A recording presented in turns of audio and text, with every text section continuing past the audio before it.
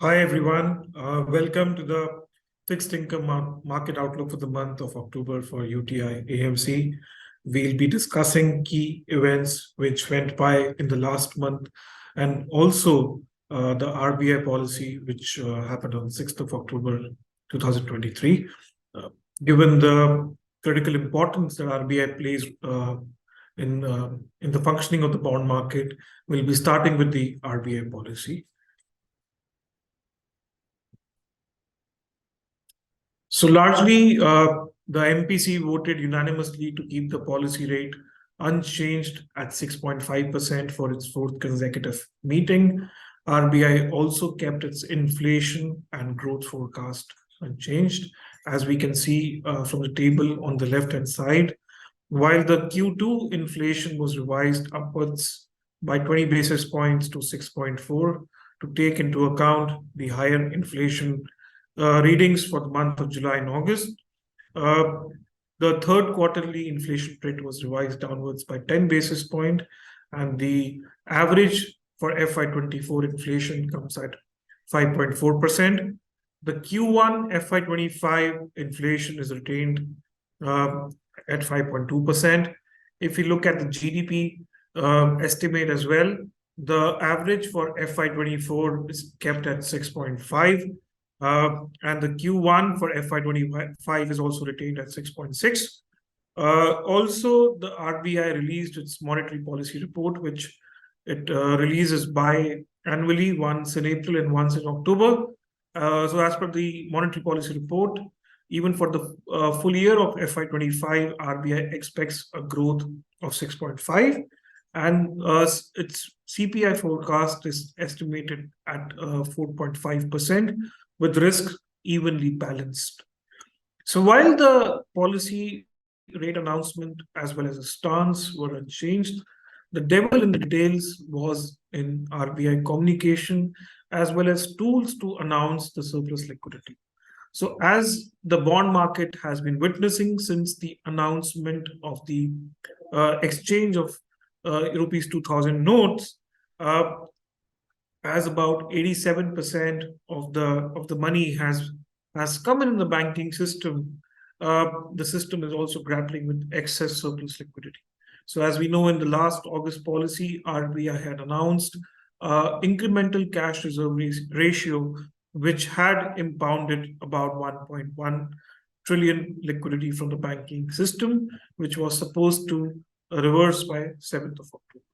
So the bond market was anticipating some measure by RBI on liquidity, but RBI chose to use OMO sales, which not only will absorb liquidity, but it will also add to the duration supply, which surprised the market participants. And at the margin, it was considered as negative because it was unexpected by the market participants, which were largely expecting that RBI will probably do something on cash reserve ratio or some other short-term measures. Given that usually OMO sales result in upside in yields, and given that RBI is expected to know that this announcement would have resulted in higher yields, probably there is also a school of thought in the bond market that RBI is comfortable with slightly higher yields for now. Also, the policy language was much more hawkish compared to market expectations. RBI in the previous three policies has largely maintained that it wants to keep a vigil on inflation.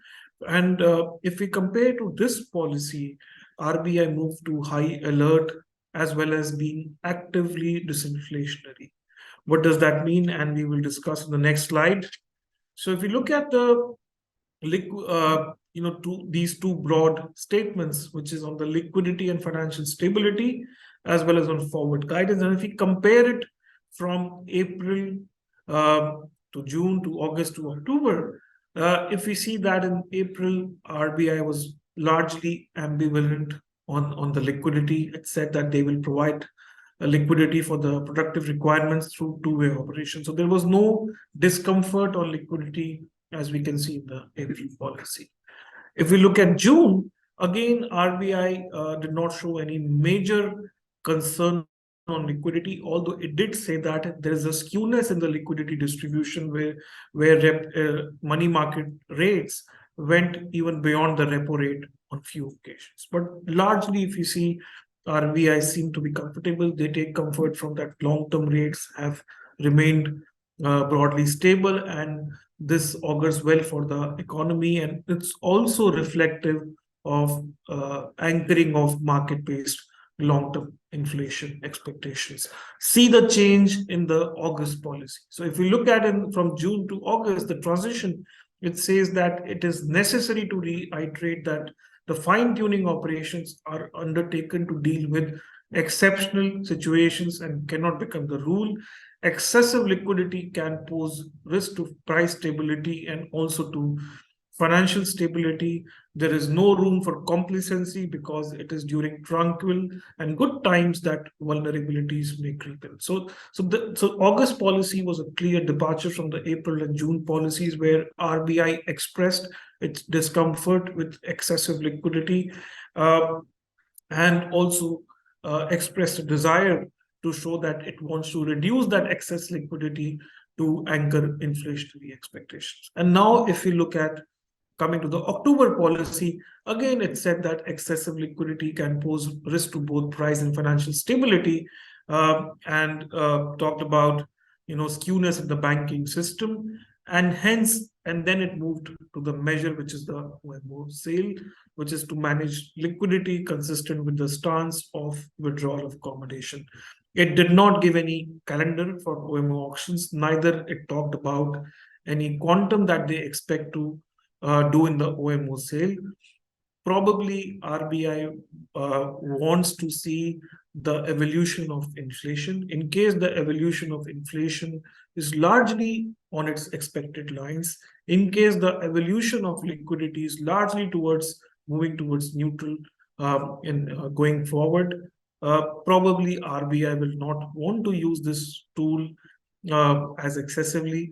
And on the other hand, in case the liquidity situation turns out to be on a heavy surplus side, then probably RBI will be using this tool more frequently.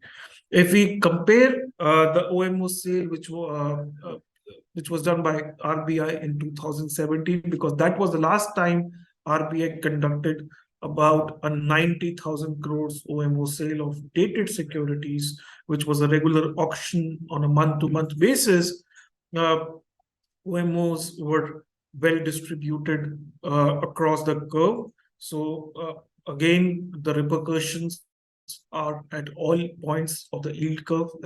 If we go by the past example, so it's not that OMO could be just on the specific points in the curve. They were well distributed. Even the RBI holds about 12 trillion of rupee securities on its balance sheet across the curve. So we do expect that OMO sales, whenever they are announced, will be announced across various tenors.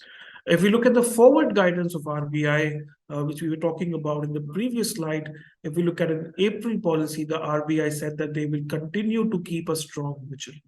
If we look at in the June policy, again they say that they will continue to keep a close vigil. If we look at even in the August policy, they said that they remain watchful.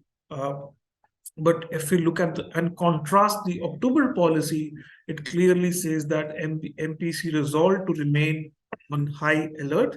And if we look at the last lines, it says that monetary policy needs to remain actively disinflationary.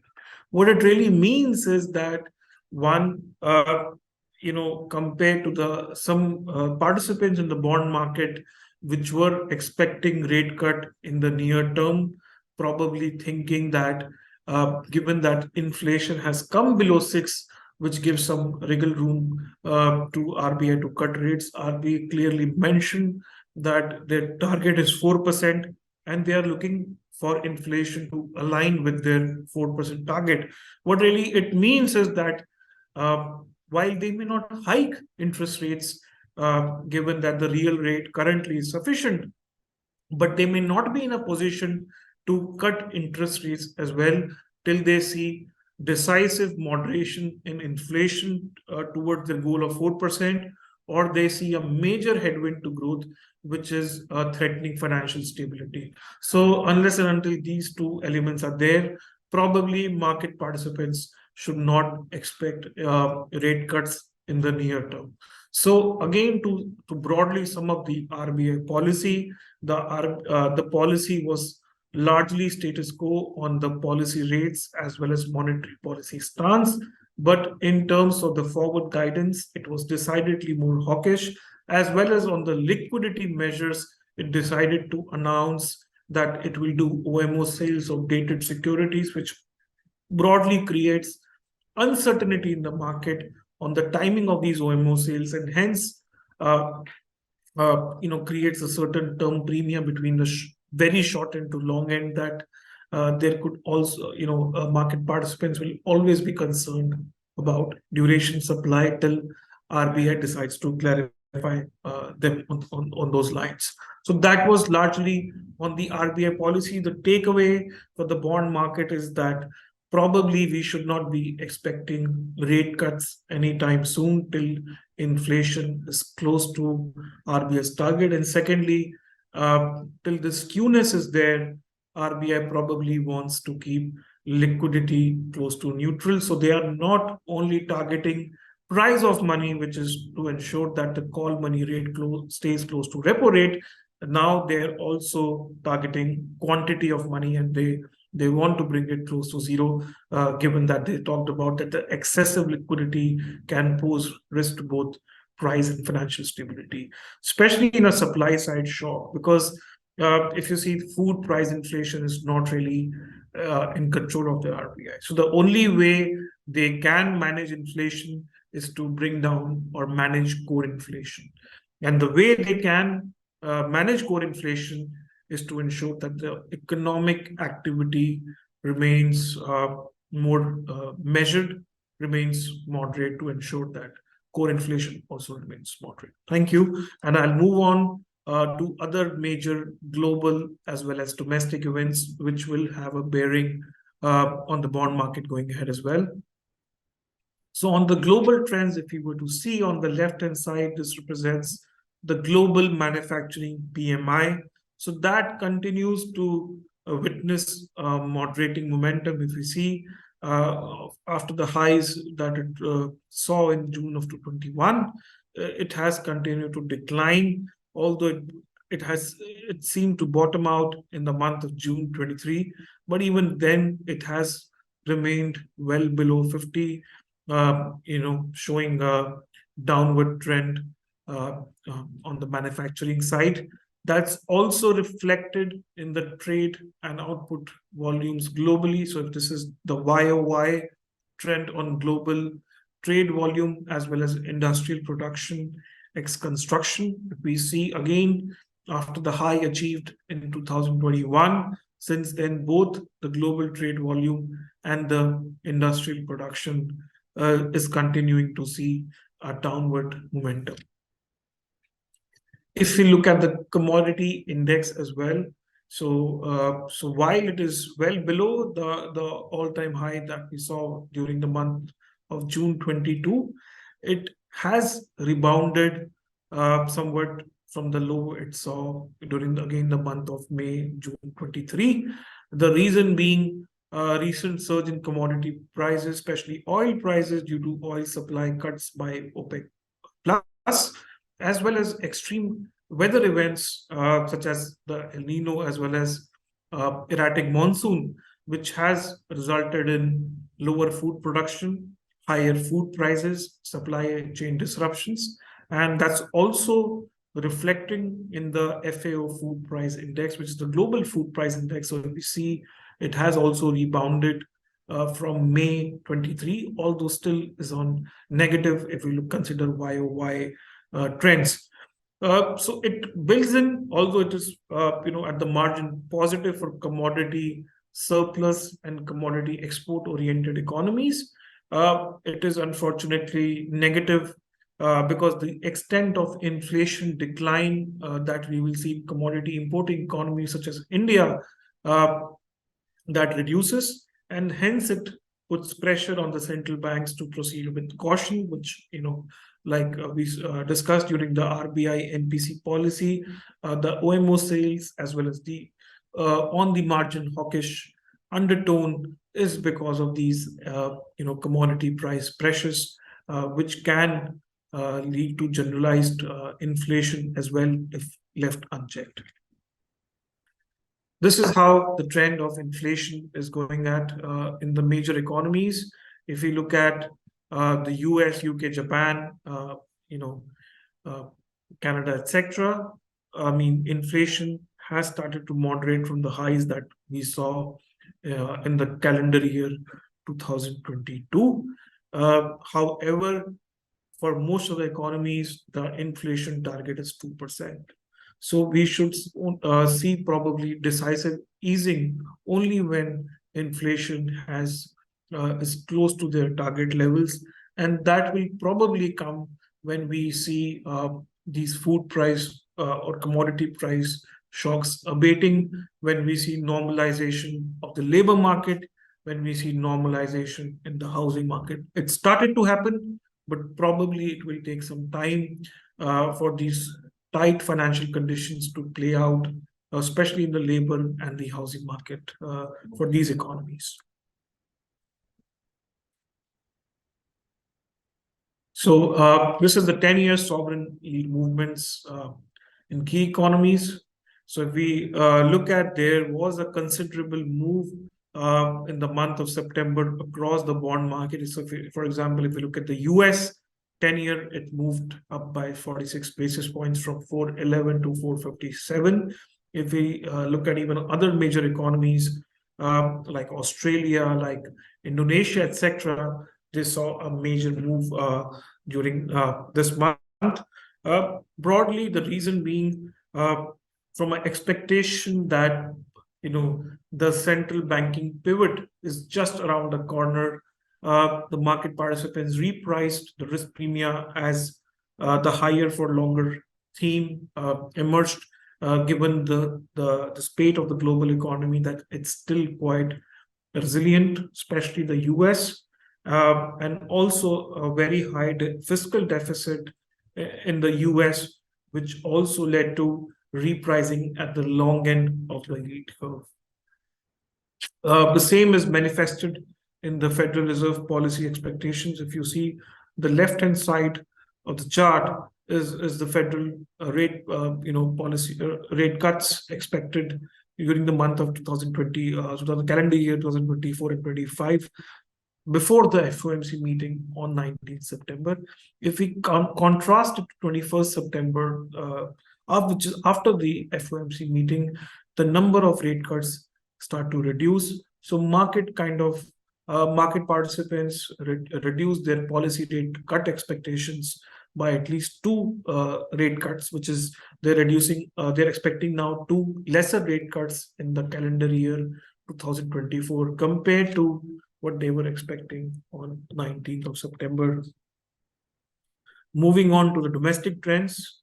So if you look at the progress of monsoon, it has been quite uneven. So while all India average, from June to September has been -6%, but if we look at the distribution of monsoon, only the northwest and the central regions have received adequate rainfall. If you look at the southern region, it has received about 8% lesser than its long period average.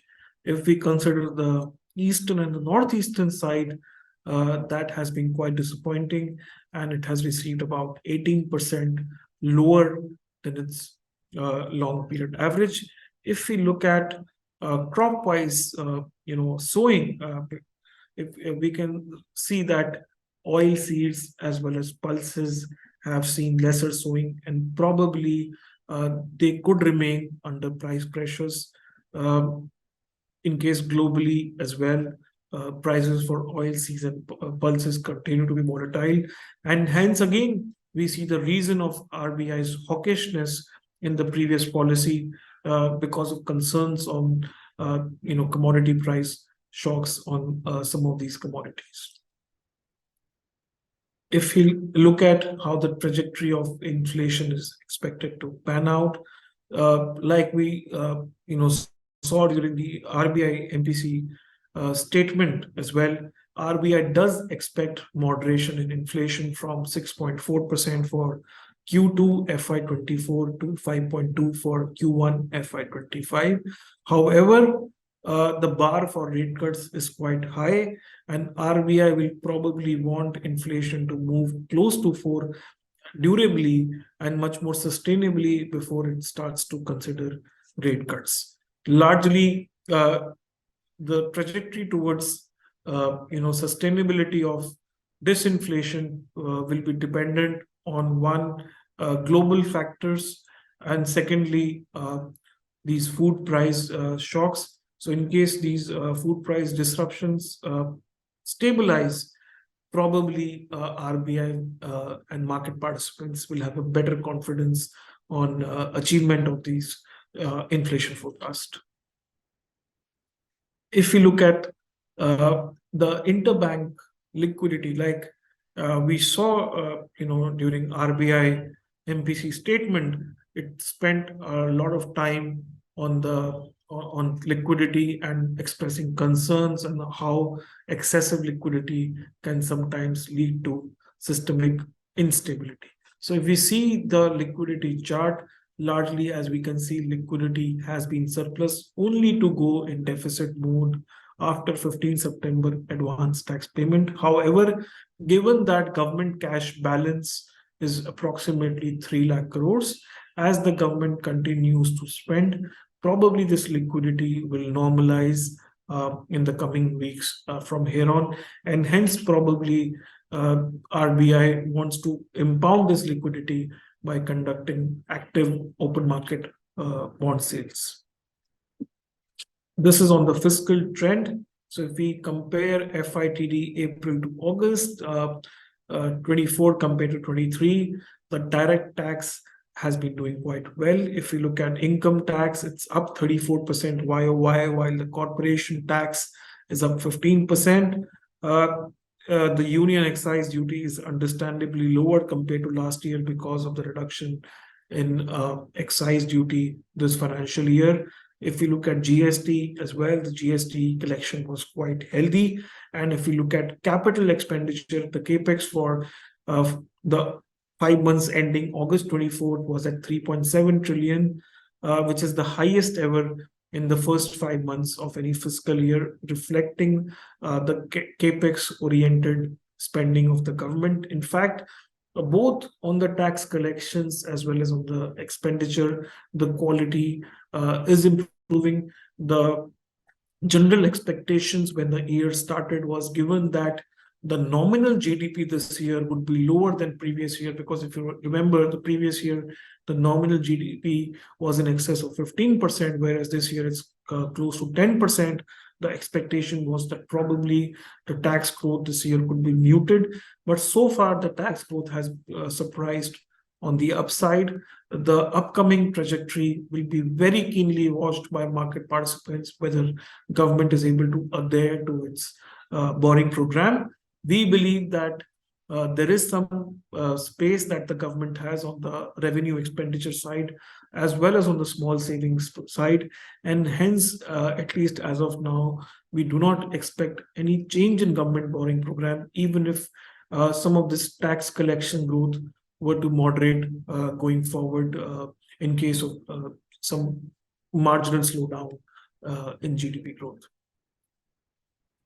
Again, there was a major development in the month of September.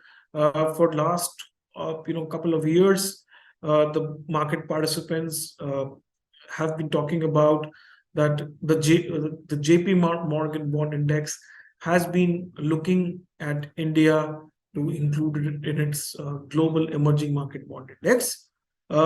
It got especially fast tracked after the removal of Russia post the Russia-Ukraine geopolitical escalation. Hence, the index provider as well as the funds which track this index were looking at an economy which could meet the size or at least have a better size than Russia, and probably India was fitting that bill very comfortably.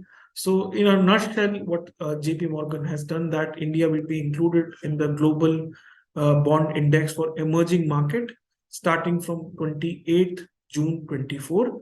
It will start with 1% every month, sorry, and it will be staggered over a 10 months period. So, broadly in March of 25, that whole inclusion will be complete. Given that this index is tracked by funds with an AUM size of about $230 billion cumulatively, and given that India has a potential weight of 10% in the index, we expect inflows somewhere between $20 billion to $23 billion, starting from the fourth quarter of FY24 to all the way till FY25. Mind you that there are also active funds which are tracking this index, which is part of this 230 billion funds, and typically the actively managed funds tend to include the bonds somewhat before the actual inclusion. So the active funds may not wait for the actual inclusion to happen, but they may start to buy and participate in the bonds much before the month of June 24, and hence we do expect flows to start coming in from March onwards. Mind you, this is a very sizable flow and could represent about 20 to 25% of net bond supply for the fiscal year ending 2025. It's positive for IGBs because, of course, it enhances liquidity, it diversifies the ownership base, and it overall, being part of index, lowers India's risk premium and is overall structurally better for INR as well as for rate markets because, of course, given the high amount of flows, because of this index inclusion, can one improve our balance of payments position for the next fiscal year, as well as also take care of the demand supply mismatch that we may see next financial year. Of course, index inclusion also opens India to a greater scrutiny with adherence to the fiscal consolidation path. So any deviation from the fiscal consolidation path could be looked at quite negatively from foreign investor standpoint and could lead to higher volatility. Also, the monetary policy will be much more scrutinized. So earlier, RBI could just base their monetary policy on domestic considerations, ignoring global factors. Now, RBI may have to give some weightage to global factors as well in their monetary policy because any major deviation from the global monetary narrative again could lead to some sell-off because, again, like I said, again, there are also active funds. In fact, about as per JP Morgan, about more than 80% of the funds which track this GBI EM Global Diversified Index are active funds, and hence any major deviation in the monetary policy again may lead to some rebalancing and hence more volatility for Indian bonds. But having said that, if we look at the overall conduct of fiscal and monetary policy in the last 5 years, it has been nothing but responsiveness and moderation, despite heavy requirements of funds during COVID. The government stuck to a fiscal consolidation path, and if you look at even RBI has been forefront of inflation targeting, in its various policies, including the October policy, where it decided to actively impound liquidity by doing OMO sales. So far, both from a fiscal and monetary standpoint, India has given comfort to foreign investors. The RBI also released the H2 FY24 borrowing calendar. It was in line with the budget, and this table largely kind of compares the H2 FY24 borrowing with previous half years. Mind you, majority of the borrowing is done by the center is in first half, and hence it's not right to compare the first half borrowing with the second half, and hence a much better comparison typically is done with the second half of this financial year with second half of earlier financial year. So if we look at the borrowing distribution, we can see that more than 15-year segment has seen increase compared to previous second half of various financial years, because uh, the demand from long only funds like provident funds, pension funds, insurance, etc., has been much stronger. And anyways, the government of India has been trying to increase the duration profile of its overall borrowing program to keep it much less interest rate sensitive. So the borrowing program is largely in continuation of that intent. And as we can see, the 5 to 9 segment, as well as in the 10 to 14-year segment, has seen some reduction, and which overall bodes well for the shape of the curve. Also, the government of India is introducing a new 50-year bond, probably to meet the requirements of various insurance companies. And also, they have introduced green bonds on the long end. And given that green bonds are counted as infrastructure bonds for insurance companies, this also bodes well for the borrowing program, as there could be natural demand from insurance companies for these green bonds, which are in the higher than 15-year space. RBI also released the T-bill calendar for Q3 of financial year 24. So as we can see that if we consolidate all the 91, 182, and 364 day, the net T-bill borrowing for Q3 FY24 is about 50,000 crores less than the maturity. So if we consolidate the Q1, Q2, and Q3 of FY24, then the net issuance stands at about 4,500 crores. Given that the government of India has announced and budgeted a net T-bill borrowing of 50,000 crores, we do expect that the Q4 quarter for this financial year will be slightly heavy on the gross issuances, especially on the 182-day and 364-day T-bill. So probably the money market curve will have to watch out for the Q4 T-bill issuance and look at the distribution, and probably that will have bearing on CDCP levels as well. Coming to the trade deficit continues to remain high. If we see and compare to the months of June and July, it's clearly moving in a negative direction. In fact, the trade deficit widened to a 10-month high of 24.2 billion, largely because led by higher oil imports as well as coal imports because of higher oil prices. Going forward as well, we do expect trade deficit to remain high as commodity prices continue to be on the higher side. But having said that, the external position for India remains quite strong on account of high FDI as well as ECB flows. So while BOP could be deficit, but compared to previous trend, it will still be well controlled. This is largely the evolution of the Indian sovereign curve. So if we look at the 3-year rates, for example, and if we compare from last year, August and September, we just like we saw during the global bond yields movement, we have seen a consistent upward movement on the longer end of the yield curve in India as well. So for example, if you look at the 3-year GSEC, AAA, or even the AA curve, or even look at the 10-year yield curve, all have seen correction in the month of September as market participants repriced the expectations of rate cuts. So probably the rate cut expectations which were there in the early part of 2024 probably get pushed back to the second half next year, calendar 2024. So globally, just to sum up,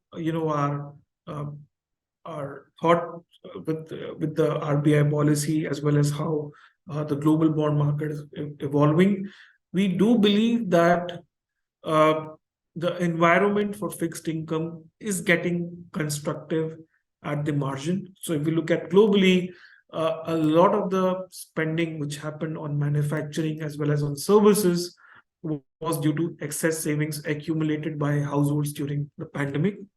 That cushion of excess consumer savings is now eroded.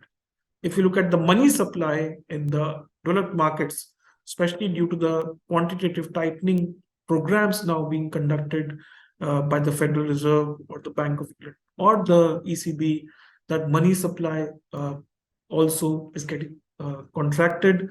The financial conditions are tightening.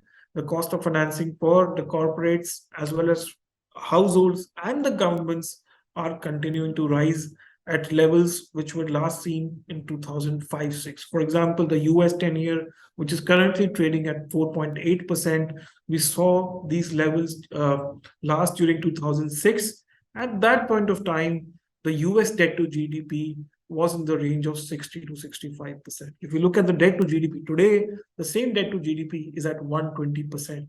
So probably these kind of rise in interest rates is not sustainable and could lead to slowdown going ahead.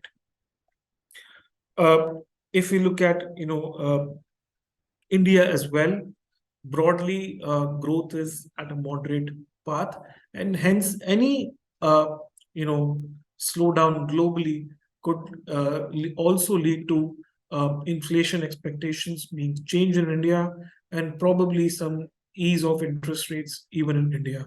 How we interpret this OMO sale announcement by RBI, like we said during our discussion on the policy, RBI's action on this OMO sale was probably an attempt to build a buffer given the heightened bond currency volatility like we saw during the bond yield movement globally. The hawkish forward guidance was probably indicative of a higher for longer regime.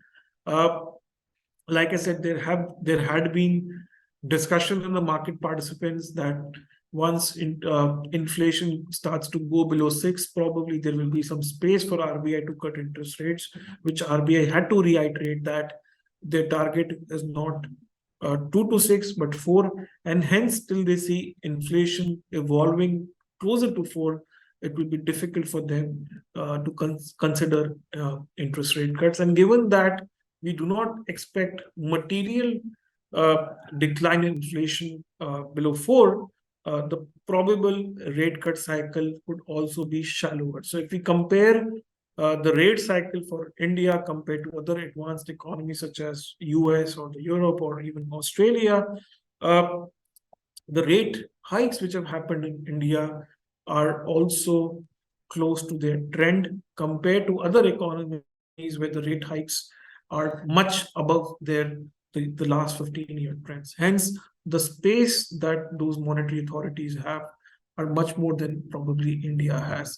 So given these kind of concerns, probably investors who have a more than 12-month horizon can consider portfolios with moderate duration. That largely means portfolios with a duration between 1 to 4 years, which are today providing high level of real yields, as well as possibility of participating in capital gains as the interest rate cycle turns in the next 12 months. Investors who have a 6 to 12 months horizon can consider allocation to low duration money market strategies. So broadly, that was it from my side. Happy to take up any questions. Thank you. Thank you, Anurag, for sharing insights on the markets. This month was quite an eventful. Lots of events happened in the month. So moving on to questions, we'll request participants to please share your questions on the link provided to you. In the meanwhile, we have certain questions lined up. We'll start taking up those questions. Sure.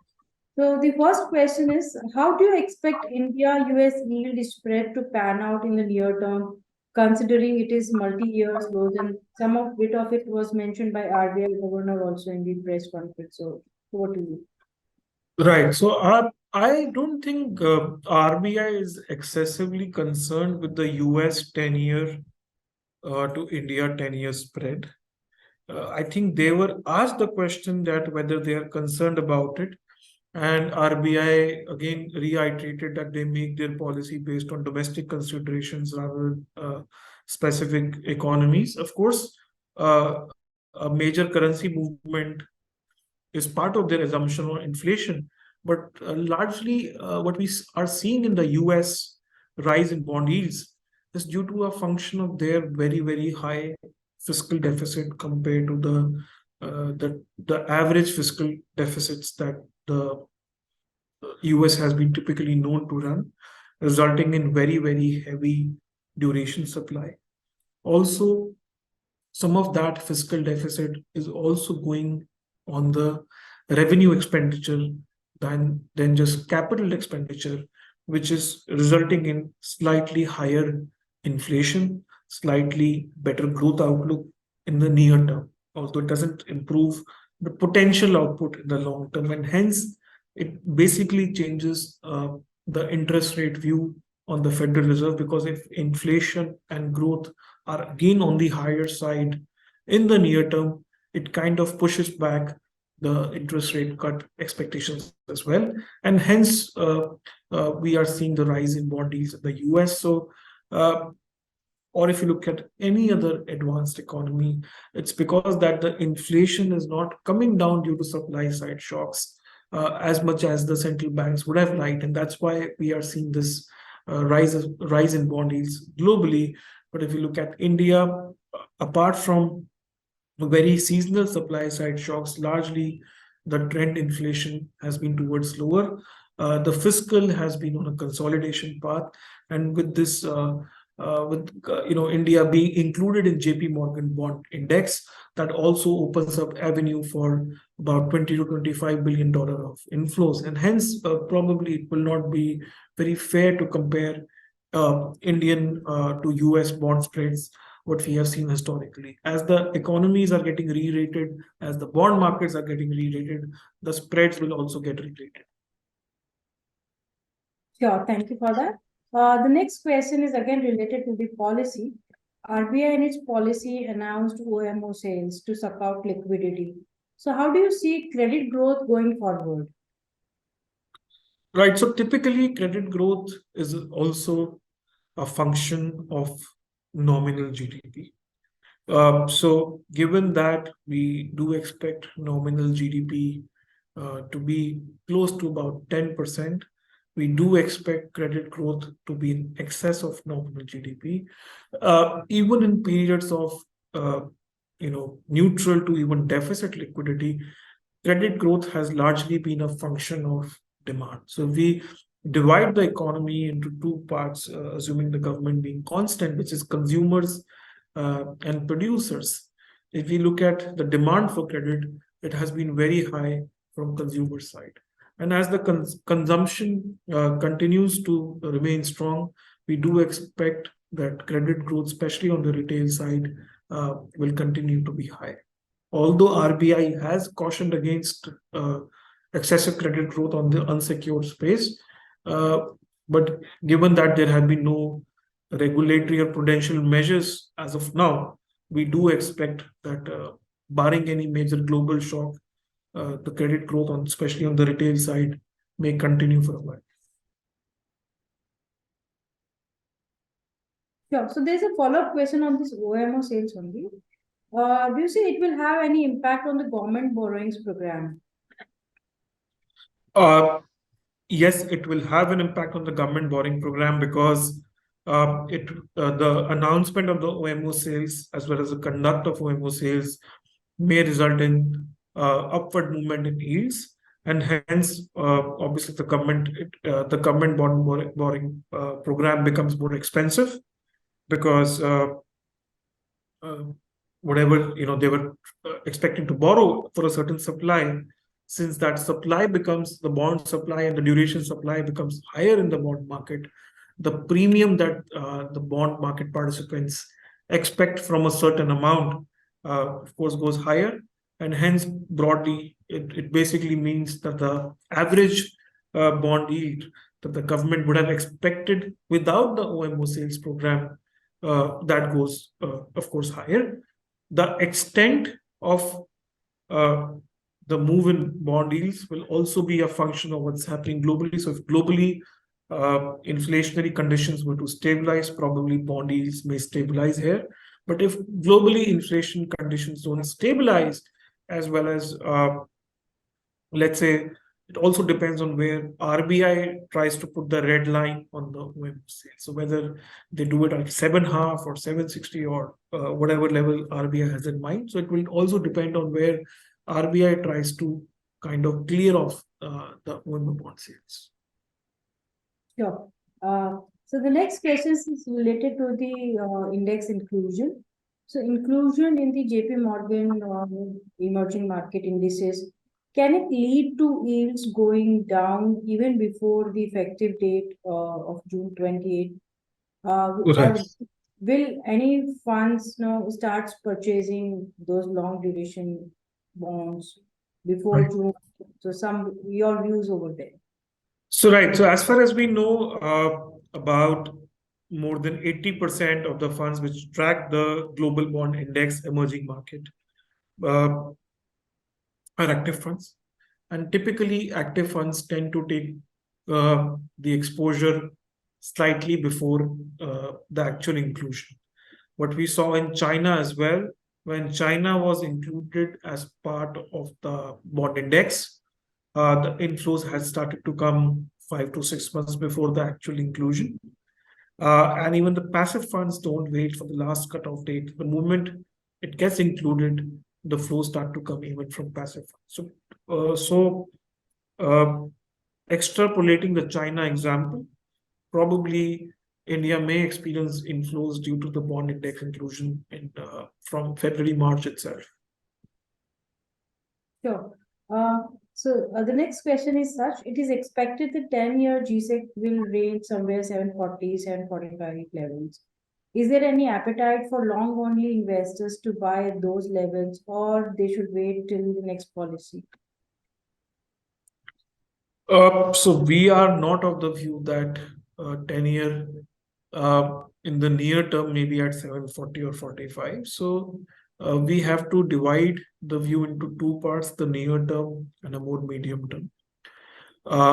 In the near term, the bond yields will depend, one, on commodity prices, second, on global interest rate outlook, and third, on the extent of OMO bond sales conducted by RBI. So can they go above 745 in the near term? Probably they can. From a more medium term perspective, we do expect, like we had mentioned in our outlook, that these kind of move in interest rates are unprecedented, especially at these kind of leveraged balance sheets, whether for corporations or for the governments or for the households. And at some point of time, they are likely to cause dislocation and probably change in inflation as well as growth expectations. At that point of time, whether it happens in 2 months, 4 months, or 6 months, or even 1 year, that is a time probably where we would see re-rating of term spreads and re-rating of bond yields. As far as the long-only investors are concerned, I think they need to consider the ALM and invest accordingly. Typically, long-only investors, which are usually pension funds, insurance, etc. They have specific mandates and they have to fulfill their mandates at all points of time. So I wouldn't be in the best position to tell them how to manage their ALM risk. Sure. So the next question is related to the war developments which happened over the weekend. So how could this have an impact on the domestic market, considering the oil prices, given the news that no may rise, and OPEC has already started to cut down on the productions. So what are your Right. views of? So it's too early to say that how long this geopolitical hostilities will last. Uh, there have been geopolitical hostilities in that region for the last 30, 40 years. There have been times when these hostilities have happened for days, weeks, and there have been times when it has happened for months. What really matters, while there will be short-term gyrations in the commodity market and most notably the crude oil market, uh, From a medium term perspective, what matters is if we compare it to 19, for example, 73, when there was a oil embargo by all the OPEC members against many countries, which basically resulted in doubling of oil prices in a very short span of time. But since, if you look at 1970s, the response from OPEC for all these hostilities have largely been measured. uh, I mean, the political and the economic considerations have been kept in different, regimens. So we will need to see how the situation unfolds. It's too early to say whether this will again lead to a wider escalation. So, of course, if other economies, other major oil producing economies were to get involved in the escalation, then of course oil prices can go up. As per a RBI study, every 10% increase in oil price results in 30 basis impact on inflation and 15 basis impact on growth. So yes, it is majorly inflationary as well as negative for growth because we tend to import about 85% of our crude. So probably, but having said that, like I said, uh, uh, in the last 30 years, how OPEC members have reacted politically and how they have reacted commercially have been slightly different. It's too early, even if you look at Russia-Ukraine escalation. Initially, like we saw during our commodity chart or the food price chart, initially there was a first 2 3 months there was a disruption, but ultimately the supply chains eased off and hence things went back to normal. So we will have to see how situation unfolds. Surely. So the next question is, with the pressure on yen, which is the biggest holder of US Treasuries, and looking at selling US Treasuries, along with that, China is also looking at selling US Treasuries. So what would be the likely combined impact in your view? So the impact on US Treasury is multifold. One is the Federal Reserve is also conducting its quantitative tightening program and hence it's reducing its balance sheet. The second, like you mentioned, is many of these economies are facing pressure on their currency and hence they have to intervene in the forex market. And because they are not experiencing those heavy flows, that kinds of get offset by selling in the US Treasury bonds as well. So, like I said, ultimately the view on US Treasuries or the view on dollar index. So basically, in a nutshell, the view is on US dollar because if the US dollar continues to strengthen, these many of the economy, whether China, Japan, or any other major economy, may have to intervene in the FX slash bond market to kind of stabilize their currency. So the view again on the dollar is predicated on the interplay between inflation and growth. So in case like we discussed that, given the very rapid rise in interest rates, in case in the near to medium term there is a dislocation due to this, and like you perfectly said, that these economies are also now facing very high volatility. So that accident or the dislocation can come from anywhere. So it may not necessarily even come from the US, it can come from any of the major economies, which changes the growth as well as the inflation expectation for central bank. They start to pivot, and that is when probably the risk on view starts that leads to easing of dollar and dollar index, and probably then the situation becomes much more balanced. Sorry, your voice is on mute. So, in the interest of the time, we'll take one or two more questions. Many of our viewers have posed questions regarding what should be the strategies for the investors of long duration funds or the investors of 10-year constant gilt maturity bond. So, your views over there. Right. So for the existing investors, see, we have to, I think, also acknowledge that volatility is a feature of these funds, not a bug. So, of course, the payoff can be better than the typical lower duration funds in case the interest rate view fructifies. But till the view fructifies, these funds exhibit slightly higher volatility than typical low duration short term kind of funds. Uh, Having said that, that's why we recommend investors to look at these funds with a slightly longer term investment horizon, because those views sometimes take longer time frames to fructify. And like we discussed, uh, the overall macro environment. So yes, in the near term, yields can go anywhere, but overall, from a more medium term perspective, the fixed income environment is constructive. So if you look at, and the better ways to consider the fixed income environment is to look at real yields. And one of the ways to look at real yields is to look at the 12 months expected inflation compared to the market based measures of bond yields. So, for example, for India, let's say the 10-year being at 735, 740, and expected inflation as per RBI for FY25 as 4.5, you are at a real yield of 300 basis points, which is very, very attractive. So it gives you a very good accrual, plus it gives you an opportunity to participate in capital gains whenever the cycle turns. The only ask is that probably one has to have a risk appetite for intermittent market volatility and has to have a longer term horizon.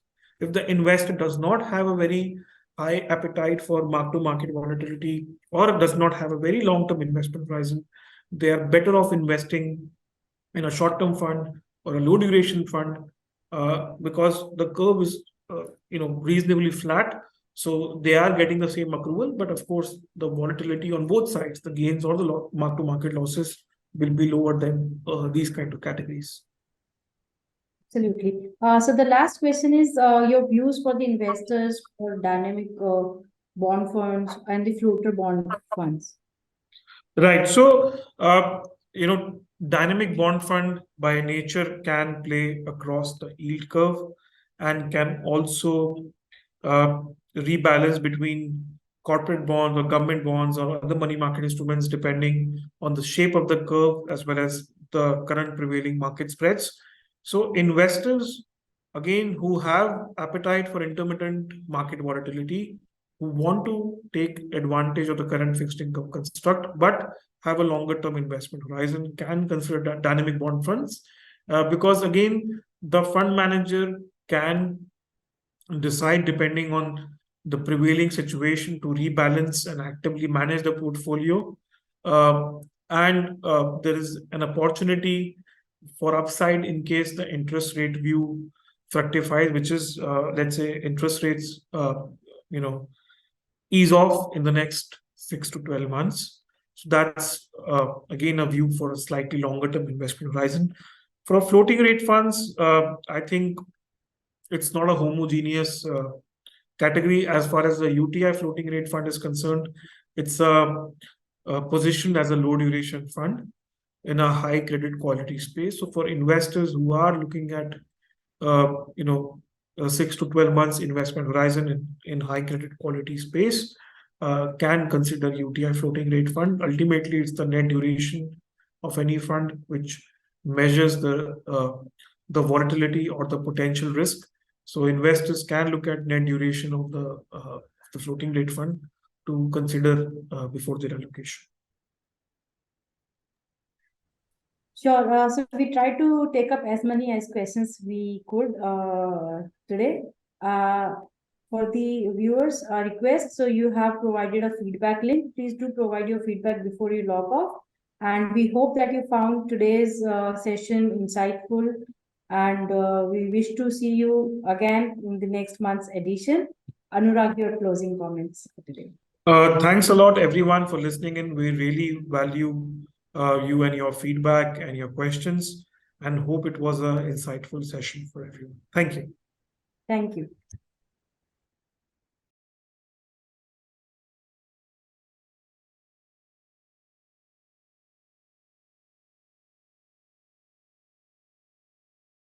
Mutual fund investments are subject to market risks. Read all scheme-related documents carefully.